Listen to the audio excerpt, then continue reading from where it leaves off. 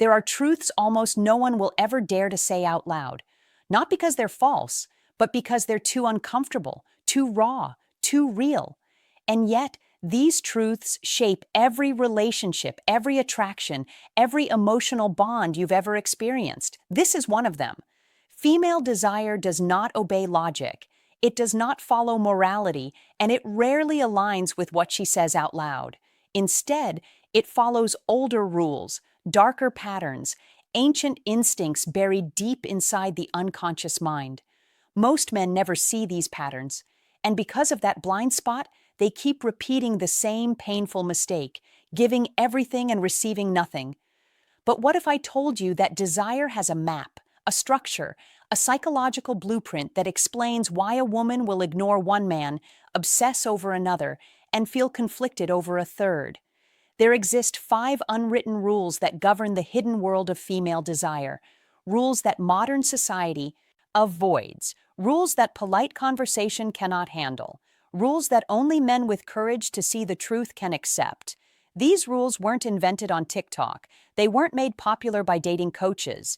They originate from the man who studied human desire at its deepest core, Sigmund Freud, the father of psychoanalysis. Freud didn't just study behavior. He studied the unconscious, the shadow world beneath the surface. And what he found about female desire was so disturbing, so controversial, that much of it was buried, censored, or quietly ignored. He discovered that women often do not desire what they say they want. They are drawn to tension, uncertainty, the thrill of emotional friction, the man who stirs something ancient inside them, not because they want chaos, but because they want to feel alive. And in the next few minutes, you're going to understand why. But before we begin, if you're listening right now, I want you to comment leadership below, because only men who are willing to lead themselves emotionally, mentally, spiritually have the strength to understand the truth I'm about to reveal. Now, let's begin. Let me be very clear. In the real world, in society, consent is absolute. Boundaries must always be respected. But in the deeper psychological world, the world Freud studied, he found something extremely uncomfortable. Many women feel desire not in clarity, but in tension, not in agreement, but in the emotional friction that precedes it. The case that revealed this was one Freud documented carefully. The case of Dora. She was 18. She accused an older man of inappropriate behavior. But Freud discovered something shocking beneath her reaction. She wasn't disturbed by the advance itself. She was disturbed by the fact that he stopped, he held back. He didn't follow through. Why did that bother her? Because the tension created inside her had nowhere to go. She felt suspended, unresolved, emotionally interrupted. Freud called this dynamic the eroticization of rejection. It means the deeper parts of female desire don't respond to soft harmony. They respond to emotional intensity, to the psychological spark that sits right on the edge between resistance and surrender. This is why the predictable man, the overly clear man, the man who removes all tension, never awakens her desire. Not because he's wrong, not because he's bad, but because desire doesn't live in comfort. It lives in uncertainty. A woman isn't drawn to clarity. She's drawn to the emotional charge that clarity destroys. And yes, it's uncomfortable to accept, but it is real. This part hurts, especially for good men. You can be kind, attentive, emotionally available, respectful, supportive, consistent, reliable, and still feel invisible to her desire. Why? Because female desire is not activated by fairness. It is activated by emotional electricity, by the man who makes her body respond without her permission. In Freud's words, the unconscious does not care about what is moral, only what is stimulating. And this is why millions of good men face the same heartbreaking moment. She tells them, "You're perfect, but I don't feel anything." Translation: she loves your goodness, but she does not desire it. Her mind appreciates you. Her body feels nothing, because desire is not activated by the qualities that make you safe. It is activated by the qualities that make you alive, unpredictable, emotionally magnetic. This is why the man she should love and the man her body responds to are often not the same person. That contradiction is not her fault, it is biology. Ever wondered why women obsess over dominant characters in novels, cold, mysterious men in films, dangerous figures, emotionally unavailable archetypes? It's not because they want pain, it's because they want to feel. Overwhelmed emotionally, psychologically, energetically. Alfred Kinsey, the pioneer of modern sex research, discovered this too. Women responded stronger to scenarios of tension, dominance, and emotional polarity than to peaceful, symmetrical romance. Why? Because desire is not created by the mind. It is created by the instincts, the same instincts that evolved long before modern morality existed. This is why a woman may say she wants a sensitive man, a soft man, a predictable man, a fully available man, but her actions reveal attraction to the opposite, not because she's lying, but because her unconscious desires speak louder than her conscious words. And if you listen only to what she says, you will completely miss what she feels. Constant presence destroys it. Now we enter the rule that destroys more relationships than anything else. The rule good men never learn. The rule Freud understood, but society still refuses to accept. Let me tell you, something harsh. A woman cannot desire what she fully possesses. She cannot chase what never moves, and she cannot crave what never disappears. This isn't manipulation. This is biology. Women bond through emotion, but they desire through mystery. Desire needs contrast, light and shadow, presence and absence, certainty and uncertainty. When a man makes himself constantly available physically, emotionally, digitally, he becomes predictable. Predictable becomes routine. Routine becomes forgettable. And forgettable becomes invisible. It doesn't matter how much she likes you. If there is no polarity, no tension, no emotional oxygen, desire suffocates. Freud wrote that the unconscious mind is drawn to the interruption more than the completion, meaning she values your presence only in proportion to your absence. She feels your energy only when space allows her to reach for it. This is why texting her every hour kills interest. Responding instantly kills mystery. Explaining your every emotion kills intrigue. Always being available kills desire. Not because you're doing something wrong, but because you're removing the very ingredient attraction needs, psychological scarcity. When something is always available, the human brain stops assigning value to it. This is true in economics, true in addiction research, and it is brutally true in attraction. Here is the paradox. A man thinks, I don't want to lose her, so I must stay close. A woman thinks, I already have him.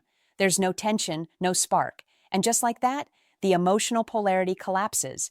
If she cannot fear losing you even a little, she cannot feel the desire to keep you. You don't need to ignore her. You don't need to play childish games. But you do need to become a man with a world of his own, a man whose presence is a privilege, not a default. Because here is the truth. A woman does not crave a man who revolves around her. She craves a man who revolves around his purpose. When your life has momentum, she has to lean in to keep up. When your world is meaningful, she feels honored to be part of it. When your time becomes valuable, your presence becomes magnetic. Scarcity is not about being distant. It's about being directional. Your silence becomes powerful when it has purpose. Your absence becomes attractive when it reflects discipline.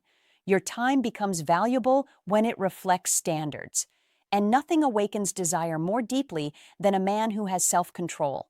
The more self-controlled you are, the more she feels your emotional weight, because desire is not awakened when you chase her. It is awakened when she senses that you could walk away and still remain whole. That possibility, that risk, that tension is the spark that ignites female desire. And now, the final rule, the rule that ties everything together, the rule that determines whether a woman sees you as an option or as gravity. If you understand all the previous truths but fail to master this one, everything collapses. Because rule number 5 isn't about attraction, it's about identity. A woman desires a man who leads himself, owns his decisions, carries inner direction, radiates emotional stability, isn't swayed by her moods, isn't governed by external validation, moves with purpose, not reaction. This is masculine presence. The deepest feminine instinct is not drawn to beauty, money, or status. It is drawn to direction, to a man who knows where he's going and doesn't stop to ask permission. Not dominance, not aggression, not arrogance. Direction. The kind of direction that makes her feel safe even when her emotions are chaotic. The kind of direction that makes her respect you even when she tests you. The kind of direction that makes her surrender desire, not because you demanded it, but because her instincts respond to it. Let me tell you, the truth most men never hear. A woman does not want to lead. Even if she says she does, even if she tries to, even if she tests you, she wants to feel your leadership. She wants to trust your direction. She wants to lean into your steadiness. And when you hesitate, when you defer, when you collapse your frame, she feels the instinctive disconnect. Not because she's cruel, but because her biology is older than her beliefs. When you lose direction, she loses desire. It's that simple and that brutal. But here's the part no one tells you. You cannot fake leadership. Your nervous system will expose you. A man who leads himself carries a different energy. His gaze is steadier. His words are fewer but heavier. His decisions are calm. His emotional reactions are slow. His presence feels grounded. His silence feels intentional. His purpose feels unshakable. This is what awakens the feminine. This is what makes her drop her guard. This is what makes her desire you, not just physically, but psychologically. A woman will follow the man who leads himself long before she follows the man who tries to lead her because she senses it in her body, not in her mind. And when she feels that kind of masculine presence, her tests stop. Her defenses soften, her desire awakens. Her loyalty deepens because she finally feels something rare, a man who does not need her, but chooses her. And that is the essence of feminine desire. Up to this point, you've learned the forbidden rules that govern female desire. But there is a deeper layer, a psychological realm that most men never understand. The shadow response. This is where her unconscious reacts to your unconscious, where her instincts respond to your energy before her mind forms a single thought, where attraction stops being emotional and becomes primal. Most men think women choose with logic. They think if I'm kind, she'll stay. If I'm available, she'll appreciate me. If I'm loyal, she'll desire me. But in the shadow realm, none of that matters. Because a woman does not desire with logic. She desires with instinct. And instinct is older than civilization. Instinct is older than morality. Instinct does not care about what is right. It cares only about what feels alive. Now listen carefully. A woman's unconscious mind is constantly reading you long before she has time to interpret anything. She observes your micro-reactions. She senses your emotional rhythm. She evaluates your internal stability, not consciously but biologically, because her nervous system needs to know, is this a man I can surrender to? Or is this a man I must protect myself from? This response happens in milliseconds. Now here's the dark truth. If your energy is shaky, uncertain, approval-seeking, or reactive, her shadow senses weakness, and the feminine cannot desire weakness. It can pity it. It can nurture it. It can befriend it, but it cannot desire it. Desire requires polarity. Polarity requires tension. Tension requires strength. Not loud strength, not violent strength, not controlling strength, inner strength, masculine stillness, energetic stability. That is what her shadow responds to. Let me give you a strong hook here. A woman decides whether she will ever desire you within the first 10 seconds of sensing your energy. Not because she chooses to, but because her biology chooses for her. Every woman, consciously or unconsciously, gives the man she's interested in a subtle psychological test. This test is not verbal, it's not emotional, it's not logical, it's instinctive. It sounds like this. How does he hold himself when I push his energy? This push can take many forms. A delayed response, a cold tone, a teasing remark, a small withdrawal, a moment of silence, a question meant to check your emotional stability, a micro-challenge to your confidence. She isn't doing this to hurt you. She isn't doing this out of cruelty. She isn't doing this consciously. She's doing it because her biology needs to know, can this man hold my chaos? If you respond with anxiety, insecurity, panic, over-explaining, or neediness, she immediately feels the polarity collapse.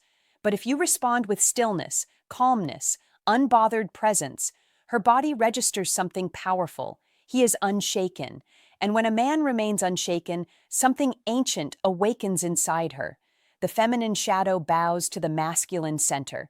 This isn't romance. This isn't modern psychology. This is primal instinct. Let me hit you with another hook. Women don't fall for the man who tries. They fall for the man who doesn't flinch. This is why the emotionally reactive man loses. The emotionally chaotic man loses. The apologetic man loses. The overly expressive man loses. The people-pleasing man loses.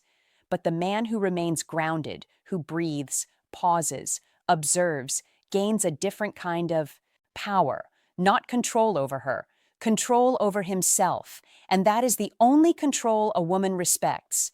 Many men get offended when a woman tests them. They take it personally. They think, why is she acting distant? Why is she provoking me? Why is she pushing my buttons? But here is the truth. No one teaches men. Her tests are not about you. They are about her safety. She tests you because her body needs to know. Is he emotionally stable? Is he grounded? Can he handle intensity? Can he stay calm under pressure? Is he connected to his purpose? Does he lose himself in me? If the answer is yes, she will never truly surrender. If the answer is no, she will never truly desire. A woman doesn't test you to break you. She tests you to find out if you're already broken. This instinct doesn't stop with dating. It continues in relationships. It continues in marriage. It continues even in long-term love. Because the feminine must feel polarity in order to feel desire. If polarity dies, desire dies. If desire dies, connection collapses. If